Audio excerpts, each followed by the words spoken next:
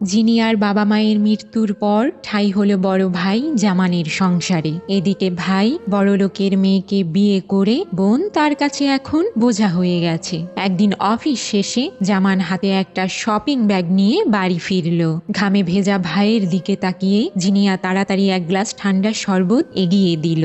ভাই তাকিয়ে বলল, তোকে না কতবার বলেছি আমার সামনে আসবি না, বাবা মাকে খেয়ে এখন উঠেছিস আমার ঘাড়ে। এ কথা শুনেই জিনিয়ার চোখে জল চলে এলো। জিনিয়া কাঁদতে কাঁদতে নিজের রুমে চলে গেল। কিছুক্ষণ পর জামান গিয়ে বউকে বলল, দেখো তোমার জন্য নীল রঙের একটা শাড়ি এনেছি। বউ শাড়িটা দেখেই মুখ বাঁকিয়ে বলল, ফুটপাতের এই সস্তা শাড়ি আমি পরবো? আর তুমি জানো না নীল নয়, আমি কালো রং পছন্দ করি, ফেলে দাও শাড়িটা। জামান মন খারাপ করে রুম থেকে বের হয়ে সোফায় বসে আছে। পাশেই পড়ে আছে সেই শপিং ব্যাগটা। এমন সময় জিনিয়া এসে বলল, টেবিলে খাবার রেডি করেছি ভাইয়া, খেতে এসো। এই বলে